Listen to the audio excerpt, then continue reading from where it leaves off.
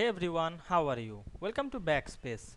In this helpful Microsoft Word tutorial, we will learn how to create a table with different column size and layouts in Microsoft Word.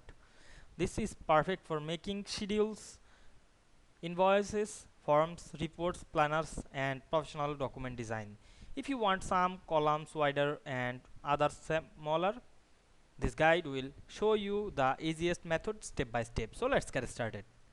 Now I go to down and go to my table. We can see here this table. Now I make the table all column different. You can make it the size, change the size of the column. Otherwise you can add color, go to the design menu, select the shading option and add the color to make the different.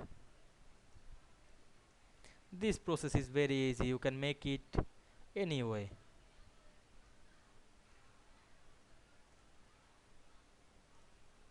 Now we can see we make the all column different in Word very easily. I hope you understand this process.